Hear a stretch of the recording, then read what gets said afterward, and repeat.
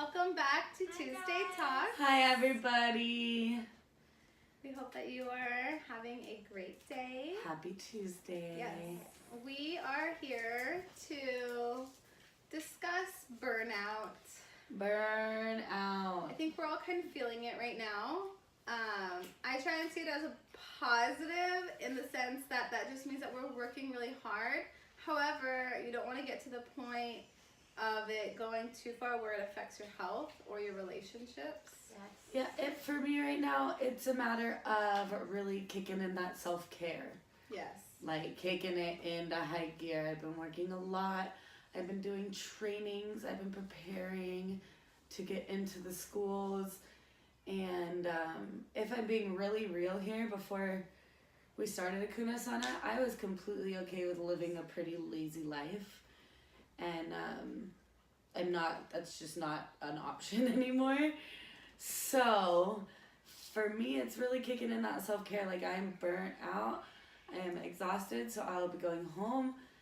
I will be taking a bath. And I will be putting myself to bed early with some meditation and all the good stuff. I think I'm probably gonna have soup for dinner tonight.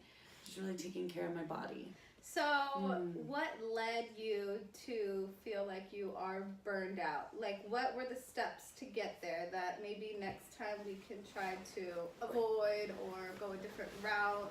Like, well, what do we look for? I think the thing right now is this daylight savings has really gotten me. Yeah. Because I'm used to going to bed just a few hours, or usually like 3 or 4 hours after the sunset.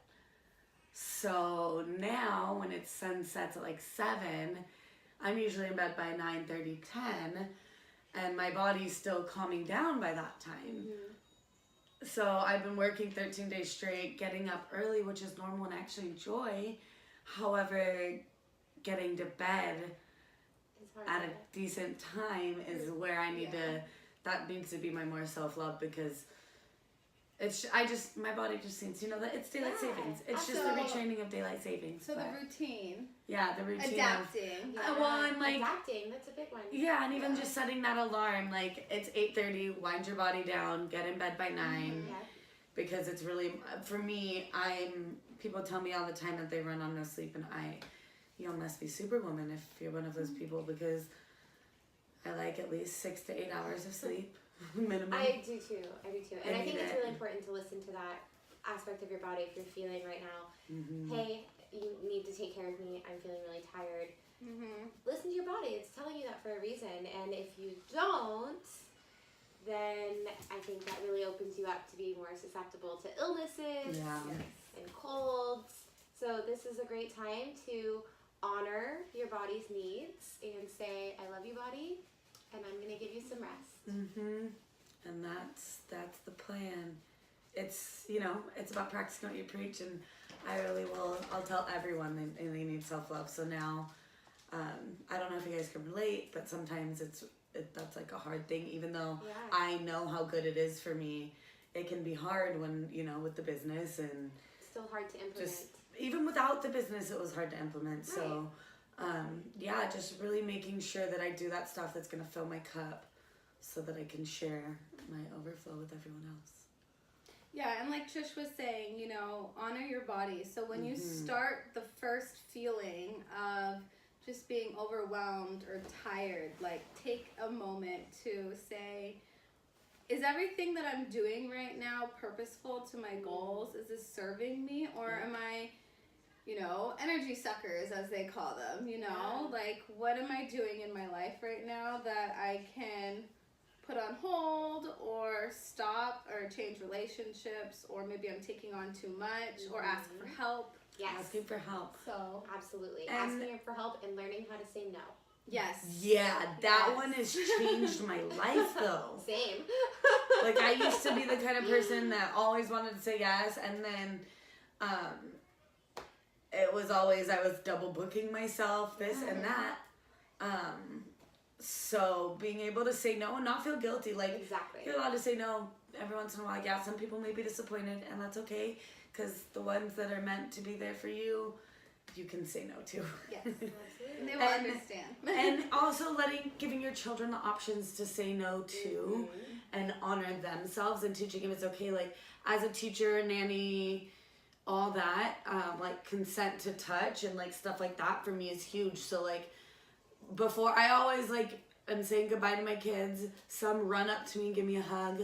Some prefer high fives, and some of them I go for a high five and they want nothing to do with it, and I am never offended. I always tell the parents it's okay, because some parents are like, say bye, and I'm like, no, it's okay. Like, they're allowed to honor their body and tell you no. And really just teaching children honoring their body when they're tired to go to sleep. Yes. And what other preserving ideas? the right to protect their energy by saying, no, I don't want to do that and today. I think as a mom, we want to fulfill our children, even though that's their job. And we always are like planning play dates. We have soccer, we have music. We're doing so much. And they just really want to play sometimes. And if they don't want to go to soccer practice today, okay, take a break. You know, like even as adults, we have things where, you know what, I'm going to call you up and say, you know what, I really just need some time to myself right now. Yes. Thank you for understanding. Let's reschedule. So really teaching them at a young age to use their words and let people know how they're feeling, and, you know, focusing on the aspect of honoring your body and not trying to get out of anything. It's not about, you know, your responsibility in that sense. It's more about self-care and self-love, and that's the most important thing. And children are very intuitive, so usually if it's like, I mean, you'll know with each kid, whether it's your kid, like someone your kids are babysitting or anything, but most kids are very, very intuitive, so their first reaction is probably something that we need to honor as well, so we don't have them second guessing themselves all the time too. Yes.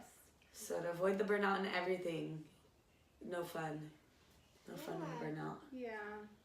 So let us know what you guys experience when you're feeling burnt out. Yes. How do you protect yourself from getting there? How do you practice prevention? And then also, what are some remedies that you take when you do hit burnout? Also, I'd love to know ideas on how you handle your child burning out. What you do then. Yeah. So share your ideas with us on our social media, in the comments, and we will talk to you next week. Have a great Take day.